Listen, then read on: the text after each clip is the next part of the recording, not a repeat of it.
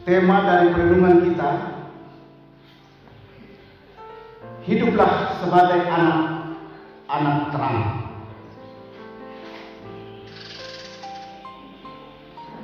Ya, luriwa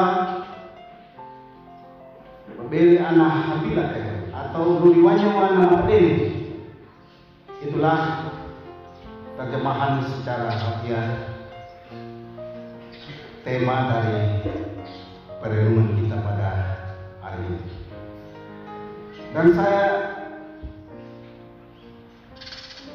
mengawali perenungan kita saat ini. Sebelumnya ini saya mau bertanya. Ya, mungkin anak-anak muda, salah satu anak muda bisa menjawab pertanyaan saya. Ya, khotbah pendeta minggu yang lalu terambil dari mana? Salah satu anak muda sampai mana? Khotbah Pak Pendeta minggu yang lalu. Kepatan gelap, masuk telinga kiri, keluar telinga kanan. Siapa yang tahu? Ya, Yesus menampakkan diri. Ya, sebagai bukti Tuhan Yesus memproklamirkan bahwa perempuan telah diangkat raja. Dan itu ya, para perempuan juga sekarang lebih banyak gereja. Mungkin mereka yang lebih masuk surga ya, daripada laki. Bisa begitu ya? Ya, di mana-mana perempuan daripada di mana. Ya, baik, ini sebagai awal supaya memang kita terus mengikuti, jangan kepatan lagi. Kita baru dengar kepatan. Bapak Ibu, saudara-saudara yang dikasihi oleh Tuhan Yesus Kristus, pada zaman kini atau dewasa ini, kehidupan umat Kristen sering diancam atau terancam oleh pengaruh kegelapan, yakni kuasa iblis. Jadi karena percepatan kemajuan di segala bidang atau arus perkembangan, berbagai perubahan yang cepat, termasuk teknologi yang dipergunakan secara tidak benar ya. Disitulah orang-orang Kristen ini terancam kehidupan imannya. Dan ada cara-cara atau upaya dari iblis, strategi dari iblis untuk memikat agar manusia atau orang-orang Kristen ini dapat ditaklukkan. Berbagai cara iblis ya. Dan demikian tentu akan diperoleh manusia yang dapat diatur atau diperintah olehnya atau oleh iblis, yaitu anak-anak kegelapan. Ada yang mau jadi anak-anak kegelapan? Terlebih anak-anak muda ya? Ada? Tidak ada yang mau ya? Ya, mau jadi anak terang semua. Janji ya, semua dia. Jadi iblis ini punya strategi. Bahkan Rasul Petrus pernah mengatakan atau mengingatkan, sadarlah dan berjaga-jagalah lawan musuh iblis, berjalan keliling sama seperti singa yang mengaum dan mencari orang yang dapat ditelan. Jadi udah laku wilwi di rumah nak kayu balik dia. Pintanya ya nak, lepas ibu ya, ibu ternyata ya, tahu berpindah dan tahu membaca para haya lebih beri. Apakah beliau? Itulah cara iblis. Bapak Ibu Saudara, selaku umat percaya, orang-orang yang telah mengalami pertobatan dan menerima Kristus sebagai juru selamatnya, tentu meyakini bahwa kuasa iblis tersebut telah dikalahkan atau dipatahkan. Nyata menjadi orang yang belum tentu tahu ya. Maka aku nak kaya kembalikan. Itu harus menjadi keyakinan. Karena Tuhan Yesus sudah memenangkan itu. Lewat penyaliban, kematian, dan kebangkitannya dari maut. Baru saja kita mulai ingat dan sekarang sudah dalam perayaan penampakan Tuhan Yesus ya, sampai nanti pada kenaikan. Jadi itulah cara Tuhan ya memenangkan. Dan atas keselamatan tersebut umat percaya sudah tidak terkuasai lagi oleh kuasa kegelapan dan hidup di dalamnya. Dan buang pun penuh dalam mengepatan. Ya itulah harus. Tetapi dan dia mau untuk menjadi anak-anak terang dalam kehidupan yang baru. Hidup yang lama juga sudah ditanggalkan. Dan ia adalah ciptaan yang baru. Dan Rasul Paulus juga mengatakan yang lama sudah berlalu, sesungguhnya yang baru sudah datang. Dan Bapak Ibu saudaraku yang terkasih dalam nama Tuhan Yesus, sebagai anak yang terang, berkewajiban hidup sebagaimana yang ditunjukkan oleh Juru Selamat, yang adalah terang dunia itu. Jadi pada ajar mana juga ya hamila pintana, akulah terang dunia. Tuhan Yesus mengatakan. Umat percaya sebagai anak-anak terang merupakan panggilan, pemilihan, dan sekaligus juga tugas yang harus terima dan ditaati dengan sepenuh hati. Wang kaungkil eti mandai bata tuturnya antara yang perintah dan berikut tidak menua hati. Jadi harus bulat hati kita untuk melakukan apa yang ditunjukkan oleh Yesus. Bapak Ibu, saudara-saudaraku, memang tidak mudah ya menjalankan hidup sebagai anak-anak terang. Yang membutuhkan penyangkalan diri, kesediaan untuk memikul salib, dan kemauan untuk merubah pola hidup yang lama itu secara total. Jadi bukan setengah-setengah, walaupun itu mudah.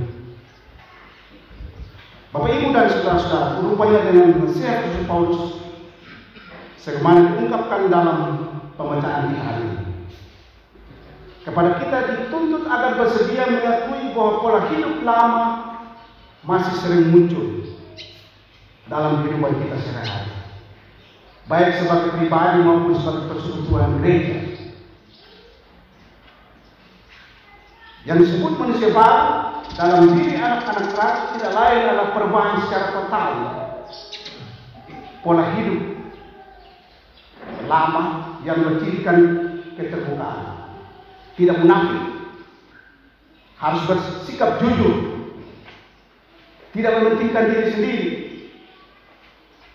kerelaan hidup bersekutu dengan orang lain, dan senantiasa menggantungkan hidup hanya kepada Tuhan.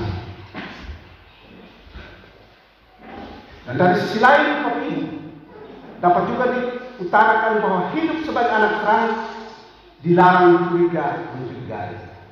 Tidak diperkenankan memiliki perasaan paling hebat sendiri, karena dapat mengungguli gereja yang lain, orang lain, dan tidak diperbolehkan berselisih baik intern maupun ekstern yang berkepanjangan, yang sangat merugikan anak-anak terang menjalankan kesaksian, persekutuan, dan pelayanan gereja.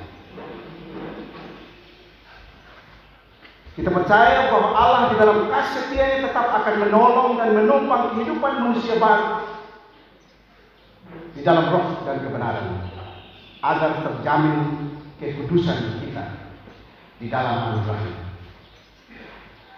Namun kita harus ingat bahwa Allah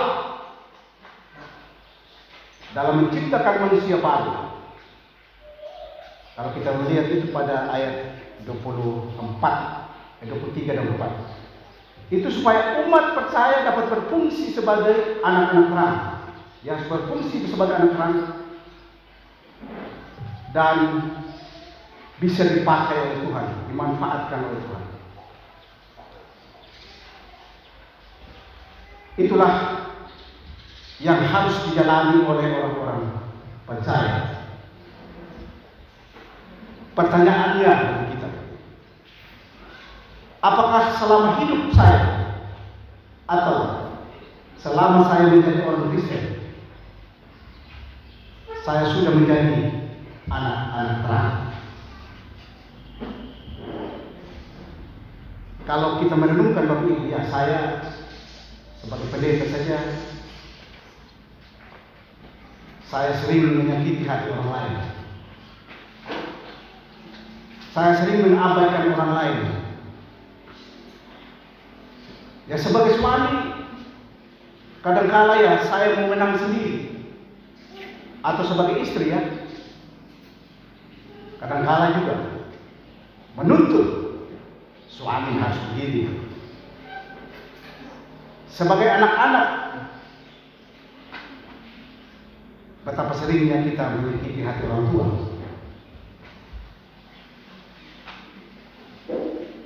Dan kadang-kala Bapak Ibu Saudara, kalau masa kini, kalau dulu masa kami anak-anak, untuk dekat pendeta saja, apalagi dimaki-maki di muka pendeta, wah sangat tidak mungkin. Sekarang bebas, biar mati ulang-ulang di muka pendeta, hampir pendeta itu mati. Atau anak-anak bisa mati ke orang tua.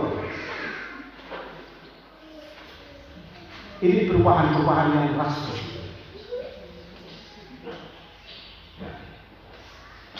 Dulu suami istri kalau berkelahi masih diskusi. Sekarang bisa pakai pipe. Begitu ya, maki-maki. Bisa itu ya, kita bisa renungkan. Dulu kalau takut guru, kita takut guru sampai hampir buang air kecil. Sekarang, hai kamu sebut nama. Siapa yang salah? Ya kita semua salah. Jadi ini berkaitan dengan hal ini Bapak Ibu, nampaknya memang oleh Rasul Paulus pertobatan pun harus terus-menerus dilakukan oleh anak-anak terang. Dan Roh Allah akan bekerja siang malam dalam diri manusia yang terbuka untuk tinggal sebagai perwujudan kasihnya terhadap anak-anak terang yang telah dipanggil dan dipilih. Jadi benar sekali bila Rasul Paulus mengatakan, dan Allah sumber segala kasih karunia yang telah memanggil kamu dalam Kristus kepada kemuliaan yang kekal akan mendekati, meneguhkan, menguatkan, dan mengokohkan kamu. Jadi menjalankan hidup sebagai anak-anak terang, rupanya memang ya kita tidak sendirian. Allah harus terlihat dan dilihat kali ini. Kemahiran dalam menjalankan kehidupan dengan memberikan tempat dan kesempatan bagi Allah untuk berkarya dalam diri manusia baru. Jadi memberikan kebahagiaan tersendiri terhadap anak-anak terang dalam kehidupan mereka kini dan di masa yang akan datang. Mengapa begitu? Karena itulah yang dibawa Kristus dari surga ke bumi, yakni damai sejahtera di bumi di atas manusia yang berkenan kepada. Bahkan Rasul Paulus menyebutkan dengan sangat indah supaya kamu tiada beraib dan tiada bernoda sebagai anak-anak Allah yang tidak bercela di tengah-tengah keangkatan yang bengkok hatinya dan yang sesat, sehingga kamu bercahaya di antara mereka seperti bintang-bintang di dunia ini. Pertanyaan terakhir, bersediakah kita menjadi anak-anak terang? Bersedia Bapak? Amin.